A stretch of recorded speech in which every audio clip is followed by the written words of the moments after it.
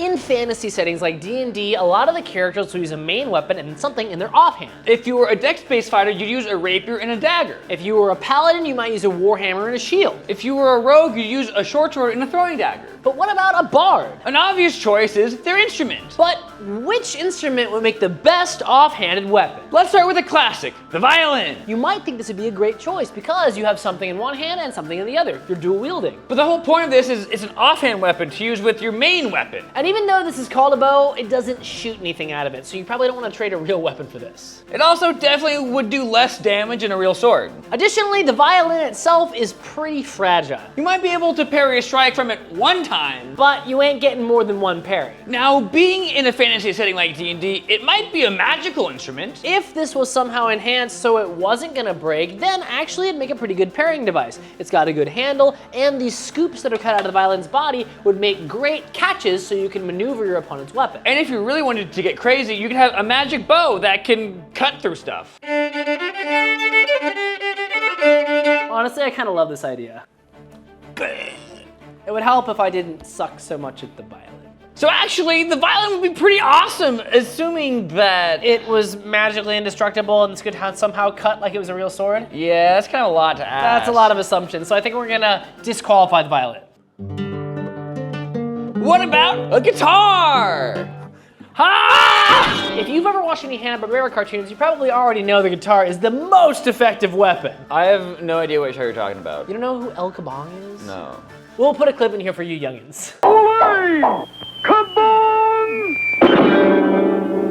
So that's El Kabong.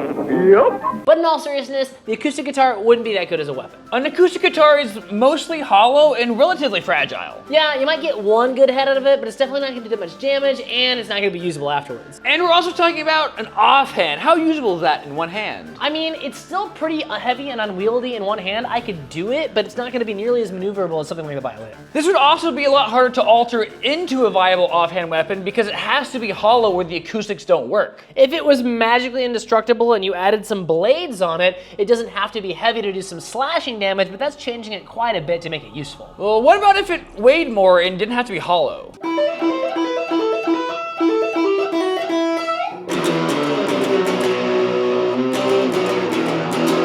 An electric guitar would be a lot easier to alter to be a viable offhand weapon. Yeah, it's got a thick, solid body that would absolutely do some damage if you could hit somebody with it, and it wouldn't be hard to add a blade to this, just make it an axe. In fact, people already call this style of guitar an axe. But we run into a couple of problems here. Like what? Well, the first one is, I mean, you know, it's not, I can't go very far. Well, they make Bluetooth pickups. Okay, sure, but now I've got an amp that I've got to carry around. A backpack with batteries. But the last and most important problem is they can't use electrical equipment in D&D.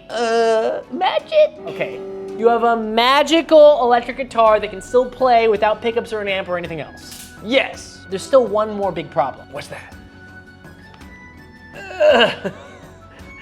As an offhand, I don't think this is very useful. Bards aren't known for their strength stat. That's Barbarians!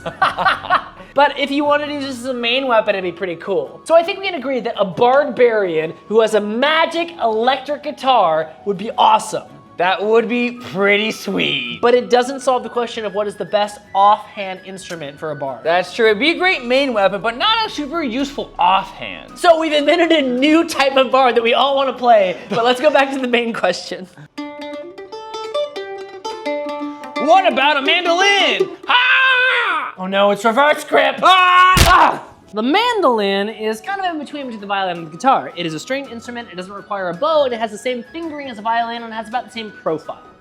This means it can easily be used in just one hand and doesn't require any additional equipment. This also feels a little bit more durable than my violin does, and honestly a little bit more durable than my classical guitar. This is just a thicker wood here, but that kind of varies from mandolin to mandolin. Not all mandolins have this shape. Some of them have the scoops that you can use as an offhand parrying catch. But I do like this shape for another reason. It makes a great bludgeoning weapon. It's light enough to be used in one hand, and it would make a decent parrying weapon. But it still comes down to the fact that any musical instrument probably isn't gonna take a hit. So no matter what you're gonna be using, you're probably gonna have to have some reinforcement, either magical or mechanical. So we've talked about string instruments. What about other kinds of instruments? Well, there's two problems with other kinds of instruments. Number one, I don't have any of them. And number 2 is cardio. A lot of the other instruments that we thought might be good for this are things like flutes or trumpets or other brass or woodwind instruments. The issue is, While they'd be a little bit more durable because they're made of metal, it'd be a lot harder to play them while you're fighting. I don't know if you know this, but sword fighting tends to be a cardio-intensive activity. And before all you band kids come at us, it's harder than marching. That's not to say that no one could do it. I'm sure there's a way that you could use a flute or a saxophone or a trumpet in battle and it'd be fine. I just would prefer stringed instruments, mostly because I know how to play them, but also because I don't want to be doing this. But David, we're forgetting an obvious one, percussion instruments. Oh, like the piano. What? The piano is technically a percussion instrument because while it has strings, you have to hit a key that has a hammer that hits it, so it's a percussion instrument. You're technically correct. The best kind of correct. So you're gonna fight with a piano.